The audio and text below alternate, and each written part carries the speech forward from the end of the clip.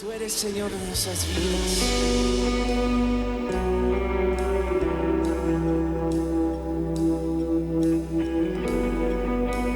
Tú eres nuestro Rey, te exaltamos en esta mañana.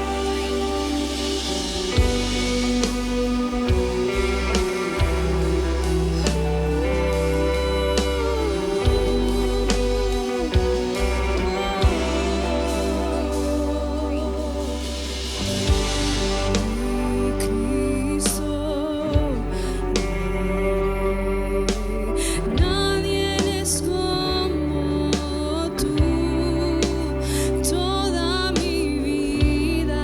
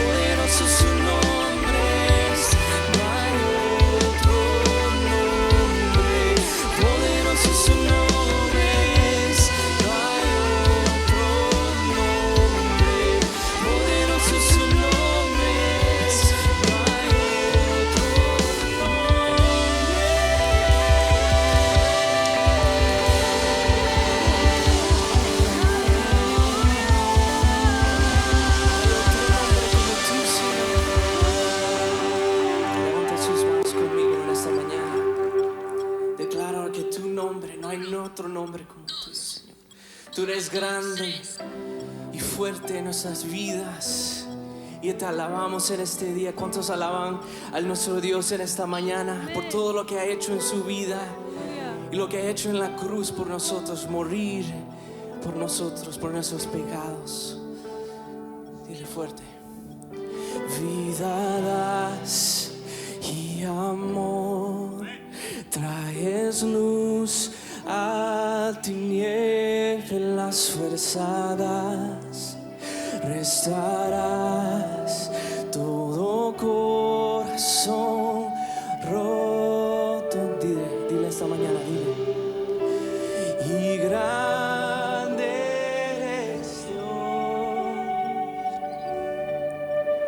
es tu aliento en mi ser, por eso alabaré, es tu aliento en mi ser, por eso alabaré por siempre. Y grande eres Dios, vida das.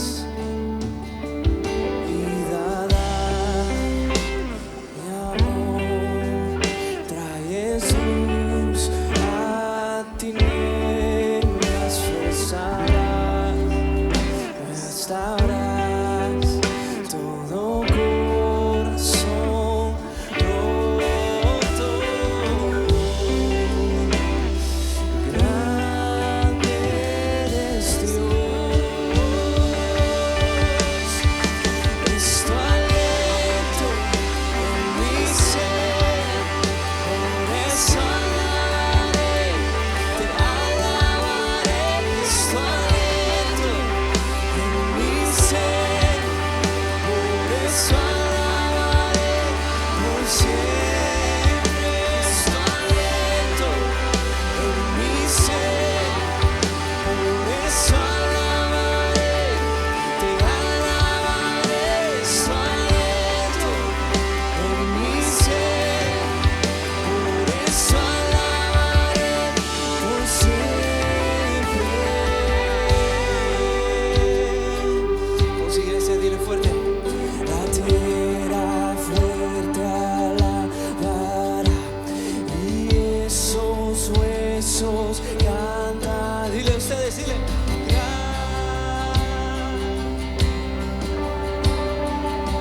Yo sé que pueden cantar más fuerte a nuestro Dios en esta mañana. Dile. La tierra fuerte alabará y estos huesos. Dile fuerte. Y grande es Dios, naciera. La tierra fuerte alabará y estos huesos cantan. Y grande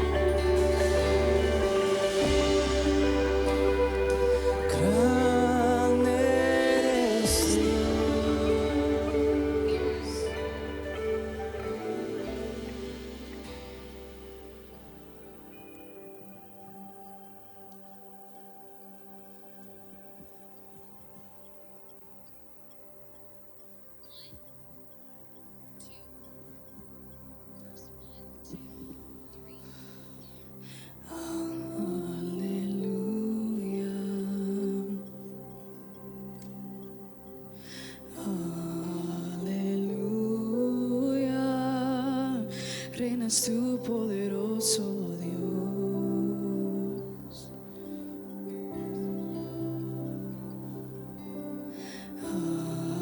Aleluya,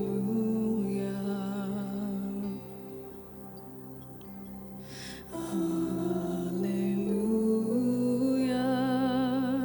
reinas tú, poderoso Dios.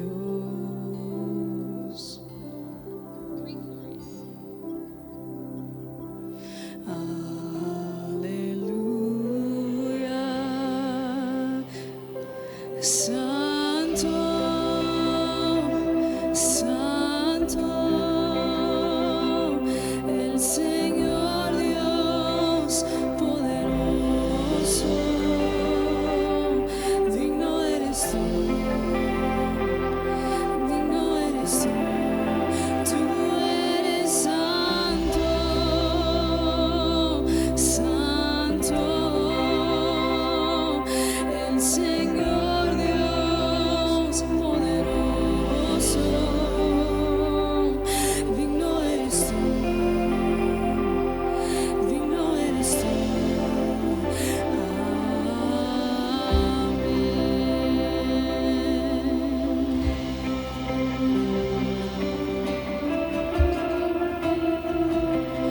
En la oscuridad estaba toda la humanidad, hasta que desde los cielos nos viniste a rescatar.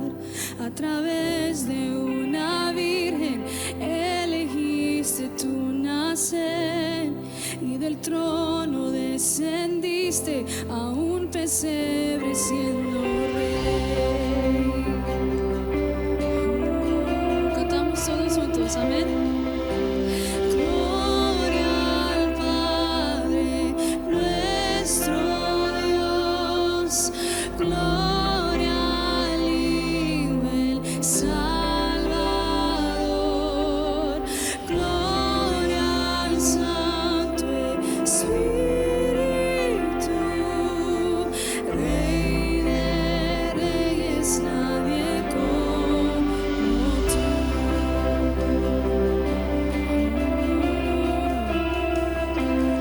Para revelar tu reino y alcanzar al pecador, a la cruz no te negaste para darnos salvación. Aún en tu sufrimiento tú veías más allá, nos pagaste el precio, te entregaste en mi lugar. ¿Cuántos le dan gloria a Dios por eso? Amén. Cantamos todos juntos con fe. Gloria al Padre nuestro Dios, gloria al Hijo Salvador, gloria al Santo Espíritu,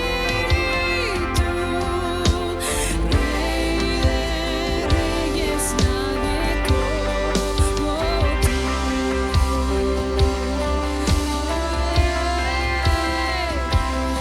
Al tercer amanecer, todo el cielo resonó, pues la muerte para siempre el Cordero conquistó, y la tumba se abrió y vacía ahora está. Amén. Todas las generaciones esperanza encontrarán. La iglesia comenzó, por su espíritu nació, vidas nuevas por los siglos, para toda la creación. Por su sangre, por su nombre, vivos somos por la fe.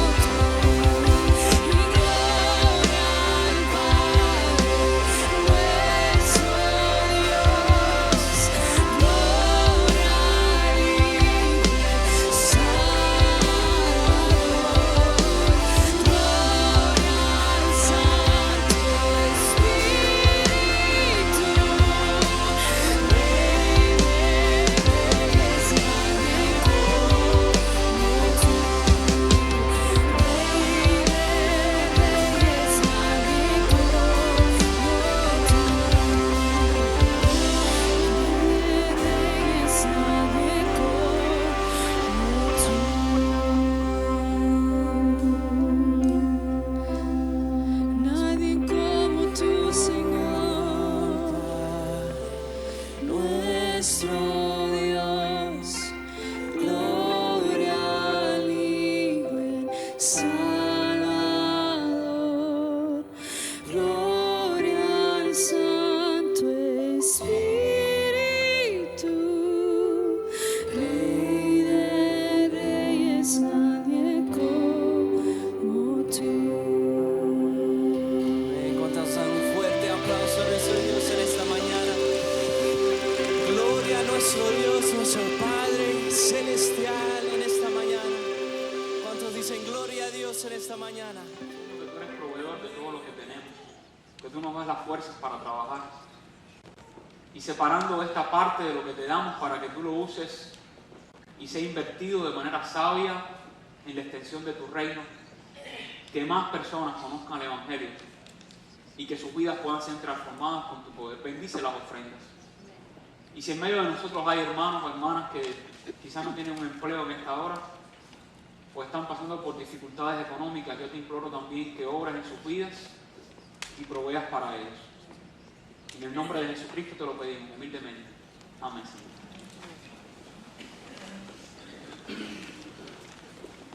Mientras ofrendamos, también quiero invitarle a buscar en sus Biblias Nehemías capítulo número 13. Nehemías capítulo número 13.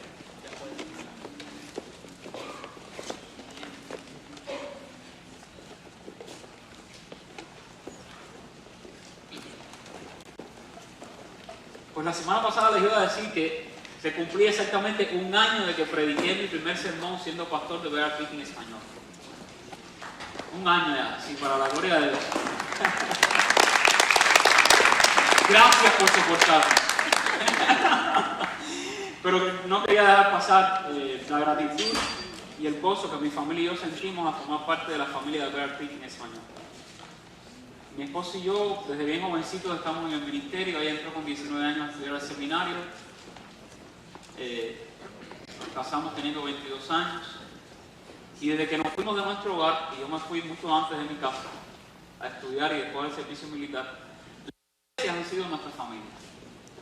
Vivimos lejos, nunca estuvimos viviendo con nuestros padres después que nos casamos, ni regresamos por una larga temporada, nos fuimos y nos fuimos.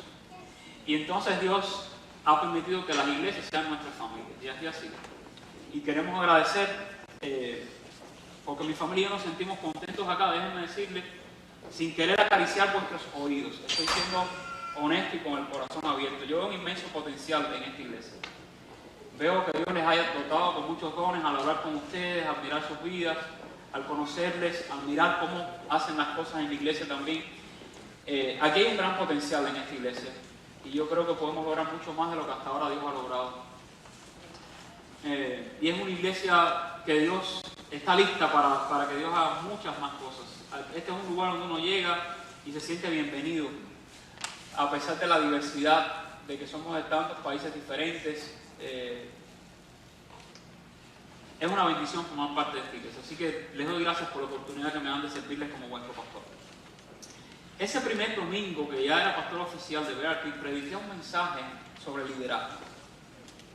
Si usted no lo ha visto, está en YouTube, lo puede buscar. Hoy quiero hablar del mismo tema aplicado a nivel personal, familiar, pero también mirando la necesidad de que Dios haga un avivamiento en esta nación una vez más. Y el pasaje que quiero compartir con ustedes, que no lo voy a leer completo porque es extenso, se encuentra en Nehemías capítulo 13. Y el contexto de Nehemías capítulo 13 nos está comunicando una atmósfera muy semejante al inicio del libro de Nehemías. Nehemías escucha la situación crítica de Jerusalén, los muros destruidos, la condición espiritual del pueblo. Dios lo usa para guiar la reedificación de los muros, para que venga el escriba y sacerdote Esdras, se lea la ley públicamente al pueblo y el pueblo comience a experimentar inquietudes espirituales y Dios comienza a mostrarse al pueblo con gracia, con favor, con poder, y el pueblo comienza a experimentar avivamiento espiritual. En el capítulo número 10, si usted lee, y les animo a que lo hagan para que entiendan el contexto del pasaje que estamos considerando hoy, el pueblo de manera seria firma un pacto de obediencia a Dios. Y en ese pacto incluye varios elementos que ahora en el capítulo 13 vemos que el pueblo está descuidando. Nehemías regresa donde está el rey Artajerjes, y cuando vuelve de nuevo a visitar a Jerusalén, comienza a notar cosas que no están bien. Y entonces tiene que poner en acción una vez más su liderazgo fuerte, valiente y dinámico para tratar de hacerle ver al pueblo las cosas que necesitaban cambiar, para que Dios bendijera al pueblo. Así que Nehemías capítulo 13 es una historia de reformas espirituales. Nehemías capítulo 13 es una historia de avivamientos. Y aunque ocurrió siglos atrás, pero hay principios espirituales contenidos en Nehemías 13 que son aplicables hoy para cada nación del mundo. Si las naciones quieren ser bendecidas por Dios, necesitan escuchar qué pasos, qué acciones necesitamos tomar si en verdad queremos que Dios nos bendiga. Y las reformas producen eso, producen cambios, transformaciones. Las reformas mueven a las personas, pero también a las organizaciones, a las instituciones, a una mejor condición, a un nivel superior. Un reformador como Nehemías se pregunta frecuentemente qué es lo que hay que hacer para cambiar lo que tiene que ser cambiado. Y Nehemías es eso, es un reformador, es un impulsor de cambios que llevaron al pueblo de Israel a una mejor relación con Dios. Y de eso se tratan los avivamientos, de que comiencen a experimentarse cambios para que haya transformaciones espirituales. Y las reformas espirituales causan cambios de vida. Pero déjenme decirle, no es el reformador, no eres tú ni yo. Si queremos actuar como reformadores, los que causan los cambios es Dios. El único que cambia las vidas es Dios. El único que transforma a la gente, por muy hundido que esté en su pecado, y lo cambia, y lo perdona, y lo limpia, y lo convierte en una nueva criatura, eso únicamente lo hace Dios. Pero Dios usa a los humanos como vehículos, como instrumentos para llamar la atención de los demás. Y que pongan atención en lo que Él quiere. Así que en Nehemías capítulo 13 encontramos a un pueblo deteriorado espiritualmente, que había olvidado un pacto, algo sagrado, un compromiso con el Señor. Y aquí quiero compartir entonces algunas señales de alerta, porque puede ser que hoy estemos orando en esta iglesia como lo estamos haciendo, pidiendo a Dios avivamiento, pidiendo a Dios bendición. Pero hay señales que deberíamos prestar atención a ellas para saber cómo está tu corazón y el mío. La bendición de Dios a una nación empieza con individuos, empieza con familias y luego alcanza a todo el resto de la sociedad. Pero aquí hay algunas señales de alerta y las he incorporado en las notas del mensaje para que las lleve con usted. Es que alerta cuando se sienta que no tiene apetito espiritual. ¿Qué significa eso? Que estás descuidando tu relación con Dios. Cuando empiezas a descuidar tu relación con Dios, mantente alerta. Porque está decreciendo en ti y en mí un interés de pasar tiempo a solas con el Señor y de escuchar su palabra. Una segunda señal es insensibilidad a la voz del Espíritu Santo. El Espíritu que habita en nosotros, que mora en nosotros, que vive en los creyentes, nos habla, pero si somos insensibles a su voz, eso es una señal de alerta. Cuando disminuye la confianza en el poder de oración, ¿para qué voy a orar? Si ya Dios sabe lo que va a pasar, o Él tiene determinado lo que va a pasar, porque es soberano. Cuando comienza a disminuir en ti esa confianza en el poder que tiene orar para que Dios intervenga de manera sobrenatural, eso también es una señal de alerta. Cuando comenzamos a ser indiferentes por la salvación de otros y ya no nos interesa compartir el Evangelio. Cuando no se siente gozo, cuando sabemos que otros vienen a Cristo, es una señal de alerta. Pero también otra señal de alerta es falta de compasión por los que están en desgracia. Cuando no te importa aquel que está en desgracia o sufriendo, también es una señal de alerta para nuestros corazones. Porque nos estamos desconectando emocionalmente con gente que necesita de Dios y que necesita nuestra ayuda. Otra señal, la falta de participación en dar para sostener a la obra de Dios. ¿Y sabe de qué te alerta eso? Que ya no te importa ayudar a que la misión se extienda y más gente conozca de Cristo. Parece que se trata nada más de dinero. No se trata nada más de dinero. Porque ese dinero Dios lo puede usar para que otras personas también conozcan del Señor. Y cuando no participo en dar para sostener la obra de Dios, estoy demostrando falta de interés en que la misión del Señor prospere. Y una última señal que quiero llamar la atención es cuando disminuye el compañerismo con otros creyentes y no pongo atención a mi asistencia a la iglesia. Y Nehemías comenzó a notar cosas así en el pueblo. Cuando regresó, empezó a notar cosas así, cosas que estaban sucediendo y que estaban poniendo en riesgo el compromiso del pueblo con Dios. Así que, ¿qué hizo? Eliminó lo que estorbaba la voluntad de Dios para su pueblo y el pueblo comenzó a experimentar un avivamiento. ¿Qué son los avivamientos?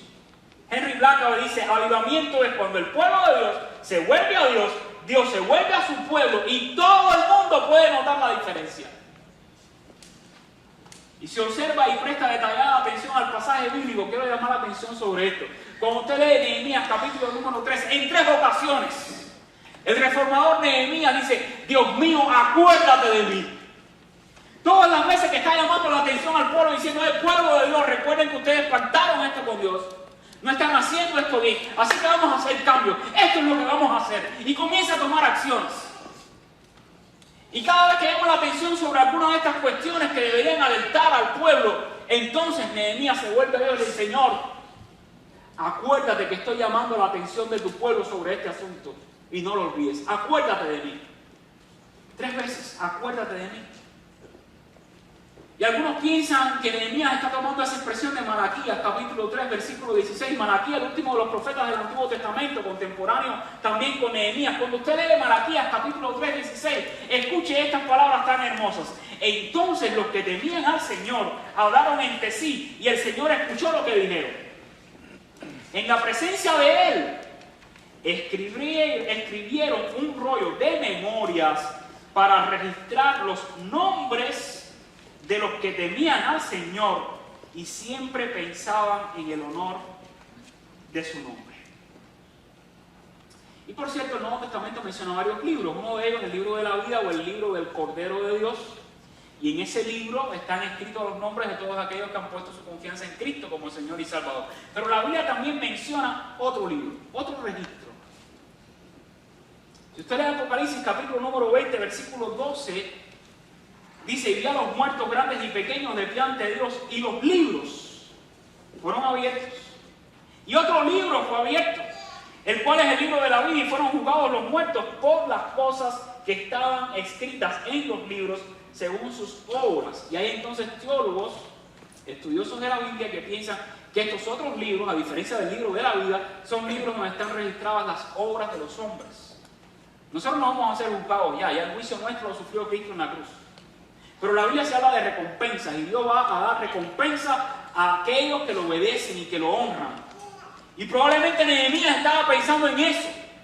Señor, en ese libro de registro de tus memorias, de nuestras obras, acuérdate de mí. Acuérdate de mí, Señor, y honra esto que estoy haciendo para ti.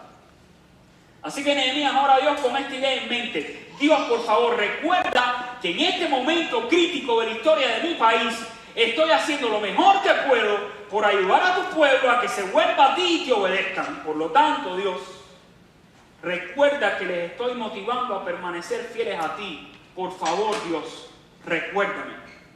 Y esto me lleva a lo que considero que es la idea principal del pasaje y que quisiera que ustedes pudieran recordar. Dios siempre honra el liderazgo espiritual valiente.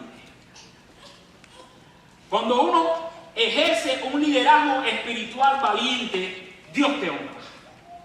Y quizás estás pensando ahora únicamente en líderes religiosos, o en pastores, o en presidentes de naciones. No, yo estoy pensando en individuos. Estoy pensando en nosotros los hombres que tenemos la responsabilidad de ejercer un liderazgo en nuestro matrimonio. Estoy pensando en nosotros los hombres que tenemos la responsabilidad bíblica de educar y ejercer un liderazgo espiritual con nuestros hijos. Estoy pensando en las mujeres que a veces han tenido que criar a sus hijos solas y hacer papel de mamá y papel de papá porque el papá estaba ausente. Escucha esto, cada vez que ejerces un liderazgo espiritual valiente, Dios te honra.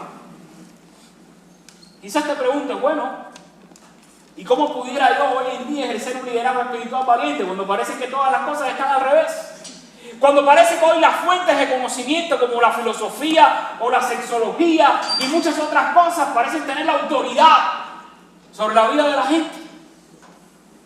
Cuando hoy quizás se presta menos atención a lo que dice la Biblia y más atención a lo que cualquier otro pudiera decir. ¿Cómo hoy en mi época, en mi contexto, En la realidad en donde me encuentro, yo puedo ejercer un liderazgo espiritual valiente con los míos.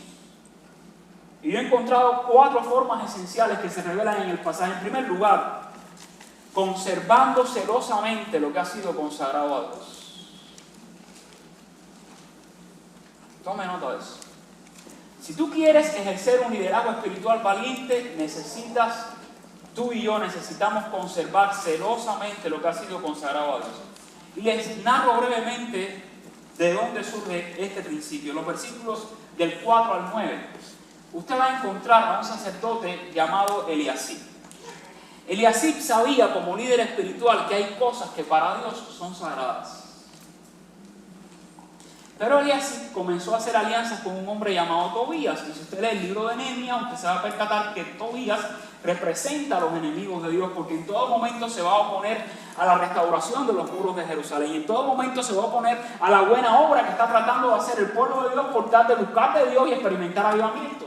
Y entonces toma Eliasib un lugar sagrado del templo donde se debía guardar el aceite y la provisión para los levitas y las cosas consagradas a Dios, y nada más y nada menos que pone a vivir ahí a Tobías, a un impío. ¿Sabe qué estaba haciendo Eliasib con eso? Profanando un lugar que debía permanecer santo y apartado para Dios. Y usted dice, ¿eso qué tiene que ver conmigo? Porque yo ni vivo en el templo, ni aquí tenemos ahora un lugar reservado para el fruto de las cosechas, ni las cosas que se traen como ofrenda al Señor. ¿Qué aplicación puede tener eso a mi vida? El asunto es que con la acción de estar dedicando algo que era consagrado a Dios, entregárselo a un enemigo, a un impío, a un hombre que no reverenciaba a Dios ni era amigo del pueblo de Dios, todo eso creó confusión. Una confusión que trajo desorden espiritual y moral. Hermanos, la lección aquí es clara. Una nación, una familia, un individuo están lejos de experimentar un avivamiento mientras más se pierde el sentido de lo que es sagrado. Si nosotros estamos orando para que Dios bendiga esta nación y bendiga nuestras familias y bendiga mi vida, una de las primeras cosas que tenemos que entender, y es algo a lo que Nehemías llama la atención, es que cuando tú le consagras algo a Dios, no se lo deja a nadie más. Eso es para Dios. Si tú le has entregado tu vida a Dios, no se lo entregues a otros dioses, ni levantes otros dioses en tu vida. Si tú le has entregado a tus hijos a Dios, ocúpate de cuidar bien de la vida espiritual de tus hijos hasta que sean adultos, porque ellos van a tomar después sus propias decisiones. Pero mientras estén bajo tu cuidado y tu responsabilidad, si se los has dedicado a Dios, como muchos de nosotros lo hemos hecho, que los hemos traído delante de la presencia de Dios, dedicándolos para que Dios cumpla su propósito en sus vidas, después no los lleves a otros lugares donde se puedan pervertir y corromper. Y supervisa bien lo que están consumiendo y lo que están mirando y con quién se están relacionando y quiénes son las fuentes de influencia de tus hijos y de tus nietos, porque los has consagrado al Señor. Les pongo un ejemplo de lo que es sagrado. Yo saludo, aplaudo, doy gloria a Dios porque la semana pasada la Corte de Justicia de los Estados Unidos defendió el derecho a la vida. La vida es sagrada, hermanos. Únicamente Dios da la vida, únicamente Dios la quita. Pero aún así hubo gente que vociferaron queriendo no solo abortar los bebés que tienen derecho a vivir, sino abortar hasta los jueces que votaron a favor de la vida. ¿Saben qué significa eso? Pérdida del concepto de lo que es sagrado. Y todas las veces que hay una nación que eleva lo que es sagrado ante Dios, estamos garantizando que haya más posibilidades que Dios nos bendiga. Pero todas las veces que un individuo, una familia, una nación se aleja de lo que para Dios es sagrado, estamos más lejos de experimentar la bendición de Dios. Así que si queremos ejercer un liderazgo espiritual valiente, lo primero, hermanos, entendamos que es importante conservar con celo lo que ha sido consagrado al Señor. Y miren las acciones que toma Nehemías. En el versículo 8, cuando Nehemías comenzó a ver eso, que se estaba profanando un lugar santo, miren lo que dice: me dolió en gran manera, me dolió interiormente. Comenzó a experimentar justa indignación. Y el versículo 8, arrojé todos los muebles de la casa de Tobías fuera de la cámara. Versículo 9, y dije que limpiasen las cámaras. Versículo 9, hice volver los utensilios a la casa de Dios. Puse la cosa en orden. Lo que es de Dios es para Dios. Y Nehemías entendió eso. Entendió que no es bueno hacer alianzas incompatibles con los enemigos de Dios. Entendió muy bien la diferencia. Nehemías sabía que el liderazgo es influencia y era momento entonces de ejercer una buena influencia. Quizás te preguntes, Mónica, ¿qué es lo que debo consagrar a Dios? ¿Tu vida? ¿Consagra a Dios tu familia?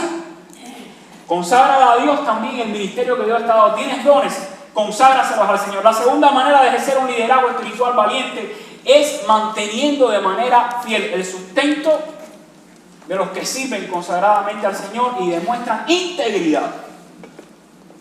Y lo digo con toda propiedad. Asegúrese, porque se ven muchas cosas hoy en día, que estamos siendo fieles, dando nuestro dinero en un lugar donde hay hombres íntegros que lo están administrando, porque no en todo lugar hay gente íntegra que administra los bienes de Dios. Eso no es secreto, ¿verdad que no? Y entonces viene un ungido de eso y le dice, si tienes fe, déjame tu carro ahí, pon las llaves aquí o firmame un cheque de $1,000. Eso es manipulación. Pero el pueblo de Israel había fallado en algo. Y en los versículos del 10 al 14 se va a ver que el pueblo dejó de traer al templo lo que servía como provisión para los levitas. ¿Quiénes eran los levitas? Los que ministraban en el templo y no tenían herencia, por cierto. Únicamente podían sobrevivir con eso, con ofrendas. Déjenme decirle, a mí no me resulta cómodo hablar de dinero en la iglesia. Les voy a ser sincero. ¿Saben por qué? Porque todo pastor o líder espiritual en la iglesia que está a tiempo parcial o a tiempo completo se beneficia directamente de eso. Me resulta incómodo, pero a la vez tengo la responsabilidad espiritual a la luz de la Biblia de enseñar lo que dice la Biblia. Y desde el Antiguo Testamento al pueblo de Dios, hombres que están consagrados a velar por la vida espiritual del pueblo de Dios, se les debe someter.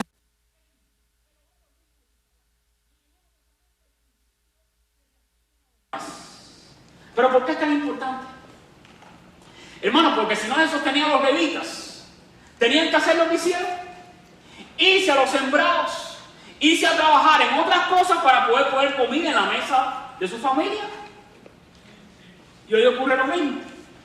¿Usted cree que es igual el impacto de líderes espirituales que reciben un sostenimiento de sus iglesias para dedicarse y entregarse a hacer la obra de Dios de la mejor manera, o líderes espirituales que quizás no tienen todo el sostenimiento para eso? No es igual el impacto.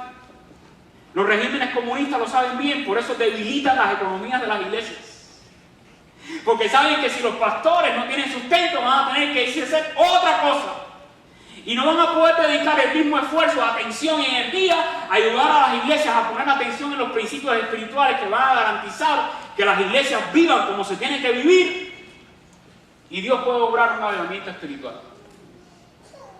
Y era lo que estaba pasando. Dice el versículo 10, encontré asimismo que las porciones para los levitas no les habían sido dadas y que los levitas y cantores que hacían el servicio habían huido cada uno a su heredad.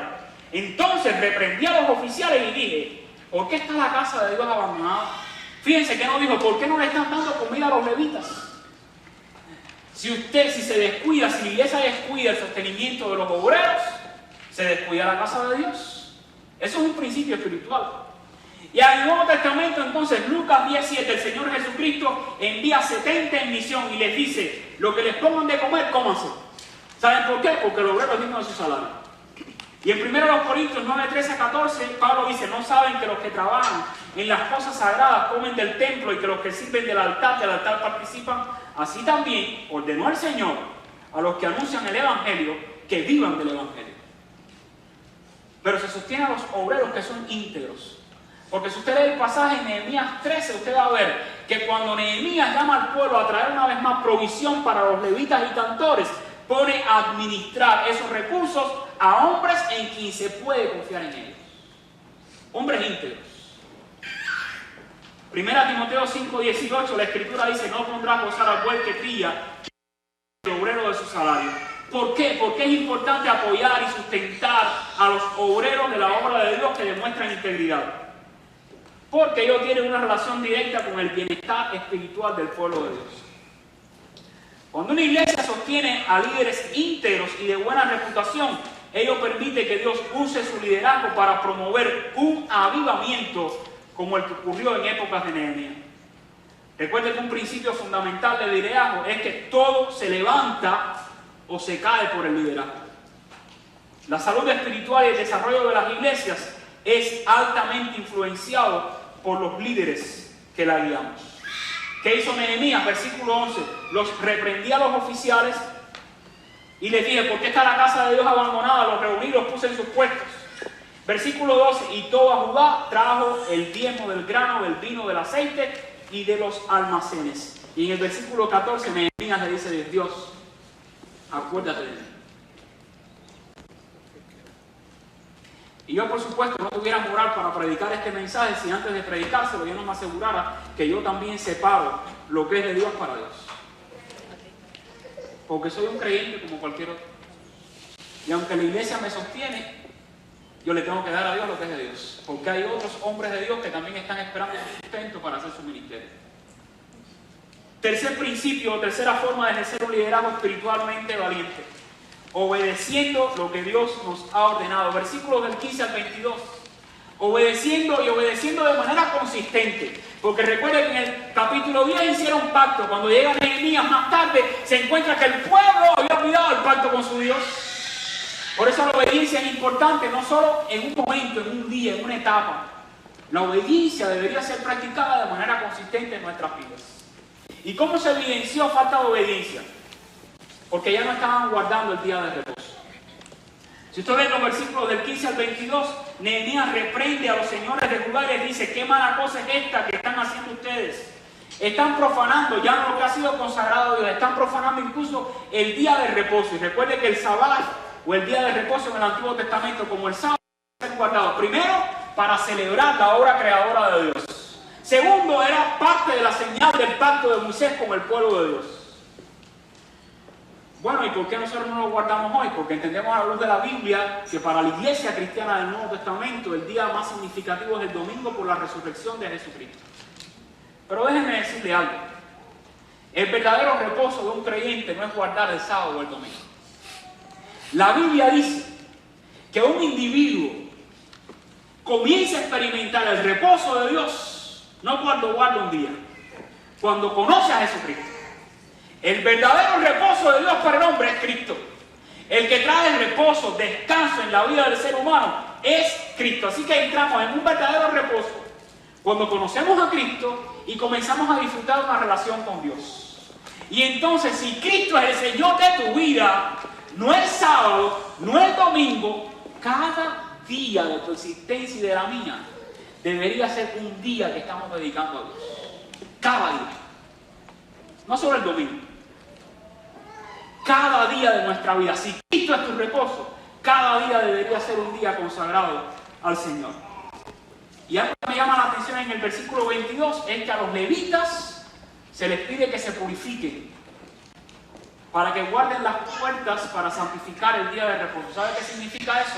Que no hay un lugar de servicio a Dios que no sea sagrado para Él. Así que recuerda, la obediencia consistente te va a ayudar a ti y a mí a desarrollar un liderazgo espiritual valiente. Y por último, recuerden que no prediqué el domingo pasado, así que tengo la hora del domingo pasado en la de y mañana es feriado, así que van a descansar. No se preocupen que voy a ahorrar su tiempo, pero esto es importante. En último lugar, hermanos, si queremos ejercer un liderazgo espiritual valiente en nuestros días, debemos fundar intencionalmente matrimonios basados en la fe cristiana. Fundar matrimonios basados en la fe cristiana. Versículos 23 al 31, ¿qué pasa? ¿Qué observa Nehemías? Que algunos de los hombres de Judá comenzaron a casar a sus hijos con mujeres que no eran de Judá. Y observe lo que hace Nehemías, versículo 25. Reñí con ellos, los maldije, herí a alguno de ellos y les arranqué los cabellos. Quizás se pregunte, déjame ver qué aplicación le da esto al pastor. Les hice jurar diciendo, no daréis vuestras hijas a sus hijos, y no tomaréis de sus hijas para vuestros hijos ni para vosotros mismos. Y resulta ser que cuando usted lee el capítulo 10, si algo firmaron en pacto fue, Señor, te prometemos que no le vamos a dar nuestros hijos a mujeres que no te aman ni te conocen. ¿Y dónde está el peligro de esto? Nehemías se los explica y entonces se los ilustra y le dice, recuerden a Salomón, un hombre que Dios levantó como uno de los más sabios y más ricos de su época, que tuvo la bendición de Dios, pero tuvo un corazón dividido para Dios. ¿Y sabe cómo terminó eso? Casándose con mujeres que no amaban a Dios. Y como su corazón estaba dividido, parte para Dios y parte para mujeres que no honraban a Dios ni amaban al Señor, se dividió la nación. ¿Cuál era el peligro en esta época entonces? Que ya como se habían casado con mujeres que no hablaban el idioma, y como no escuchaban ni entendían el idioma judaico, entonces ya la nueva generación no leía las escrituras, ni las entendía cuando se exponían. Por lo tanto, cada vez se estaban alejando más de Dios producto de todas esas barreras. Y estaban en peligro de no conocer del Señor. Versículo 26, Nehemías les dice, no pecó por esto también Salomón, rey de Israel. Bien que en muchas naciones no hubo rey como él, que era amado de su Dios. Y Dios le había puesto por rey sobre todo Israel. Aún a él le hicieron pecar las mujeres extranjeras. Y obedeceremos a vosotros para cometer todo este mal tan grande de prevaricar contra nuestro Dios tomando mujeres extranjeras. ¿Qué hizo Nehemías? Dice el versículo 29, acuérdate de ellos, Dios mío. Y dice, los limpié pues de todo extranjero y puse a los sacerdotes y levitas por sus grupos, a cada uno en su servicio. Y estas son las acciones que toma. Comenzó a resolver el problema y tomó pasos necesarios para corregirlo. En este caso, las acciones de los padres tuvieron consecuencias en sus hijos. Si los hijos no podían entender la lengua, ¿cómo podrían leer la ley de Dios y conocer de Dios? ¿Se puede dar usted cuenta del impacto negativo que esto causa en la vida espiritual de las generaciones tan jóvenes? ¿Por qué será tan crucial que nosotros, hombres y mujeres que amamos a Dios, le aconsejemos, le animemos a nuestros hijos? Hijita, mira, ¿tú quieres ser feliz en la vida? Procura casarte con un hombre que ama a Dios. ¿Sabes por qué? Porque un hombre que ama a Dios te va a saber amar bien a ti. Procura, hijito mío, conseguir una mujer que su corazón es para Dios. Porque una mujer que ama a Dios y honra a Dios, te va a honrar a ti, te va a respetar. Y no va a andar mirando tampoco a otros hombres. Pero cuando se sienten a comer ambos, aunque no haya nada en la mesa, los dos van a venir con gratitud delante de Dios y confianza en la provisión de Dios. Y cuando juntos quieran venir a adorar, eso va a ser bendición para tu familia. Y cuando nazcan tus hijos, los vas a poder traer delante de la presencia de Dios para que Dios los bendiga. Porque es crucial que ayudemos a nuestros hijos a entender que lo mejor para sus vidas es casarse con hombres y mujeres que teman a Dios. La respuesta es obvia y clara. Los avivamientos y las reformas espirituales comienzan en las casas, hermanos. Nosotros no podemos orar por un avivamiento en la iglesia si antes en mi casa no estoy orando por eso con mi familia. Si antes tú no tomas a tu esposa y a tus hijos y comienzas a orar por un avivamiento para tu casa. Los avivamientos empiezan a nivel individual, personal y familiar. Y si tienes un marido no creyente, pídele a Dios que toque su corazón. Y si tienes una mujer no creyente, pídele a Dios que toque su corazón. Y si tus hijos están en rebeldía, híncate de rodillas. Ayuna si es necesario. Y pídele a Dios que vuelva el corazón de ellos al Señor. Y que haya mujeres que amen a Dios. Y si tienes hijas, pídele como le estoy pidiendo yo a Dios. Eso me tiene preocupado, se lo confieso.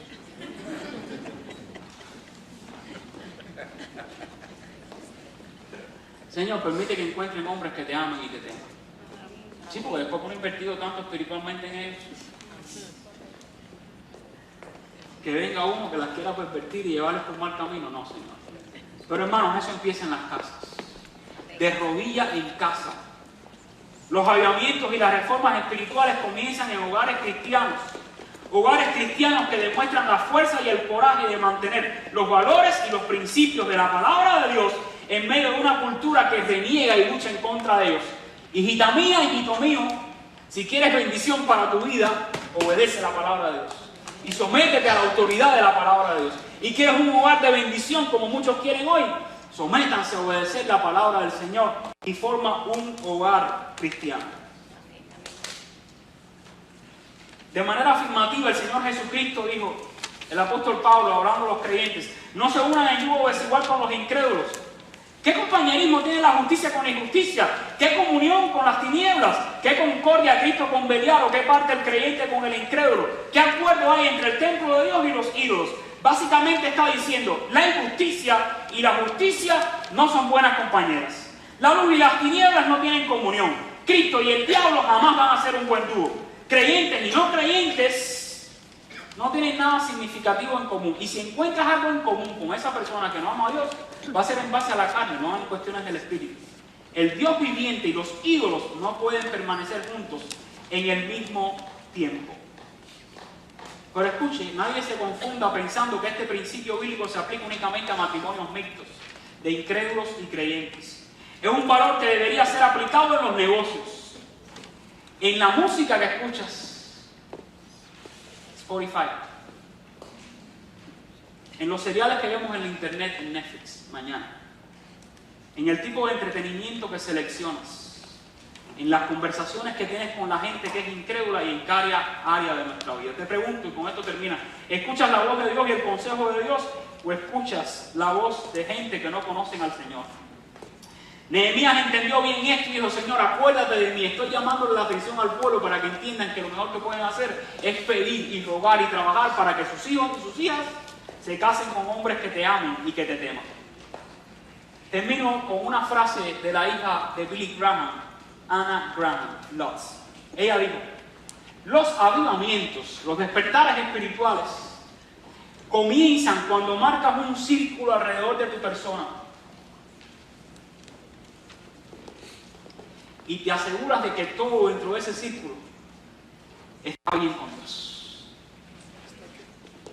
Si yo te pusiera en pie y te pidiera, marca un círculo alrededor de tu persona y ahora dime, todo dentro de ese círculo está bien con Dios, ¿qué me responderías? ¿Quieres un avivamiento para ti y para tu familia, verdad? Lo queremos para nuestra iglesia, lo queremos para nuestra nación. Todo empieza dentro de ese círculo, que somos tú y yo, nuestra vida interior y nuestra relación con el Señor. Los avivamientos o reformas espirituales exigen acciones decididas y por lo tanto un liderazgo valiente que te estoy animando a que asumas ahora mismo. No lo dejes para mañana. Si queremos un avivamiento para los Estados Unidos de América, hoy tenemos que empezar a hacer reformas como Nehemías en nuestra vida. ¿Cómo? Conservando celosamente lo que Dios ha dicho que debe ser consagrado a Él. Manteniendo fielmente el sustento de los siervos que demuestran integridad. Obedeciendo consistentemente lo que Dios ha ordenado y fundando intencionalmente matrimonios basados en la fe cristiana. Acuérdate de nosotros, Señor. Acuérdate de nuestras familias, Padre. Y te pedimos que tú hagas todos los cambios necesarios en nuestro interior, en nuestras vidas, en nuestros matrimonios, en la crianza de nuestros hijos. Que nos ayudes a conservar el sentido de lo que es sagrado para ti, Señor. Amarte y a temerte, a dedicar cada día, no solo un día, cada día de nuestra vida para ti. Y hacerle entender a los hombres la bendición que es obedecerte y vivir vidas genuinas, íntegras y sinceras dedicadas a ti. Tu bendición sea con nosotros, Señor. Tú eres el único que nos puede bendecir, tú eres el único que nos puedes proteger y cuidar. Y es lo que te pedimos para cada uno de nosotros. En el nombre de Jesucristo, tu Hijo, te lo imploramos, humildemente. Y el pueblo de Dios dice, amén. Nos ponemos en pie, saluden unos a otros, hermanos. Que el Señor les bendiga y vayan con la paz de Dios. Feliz 4 de julio.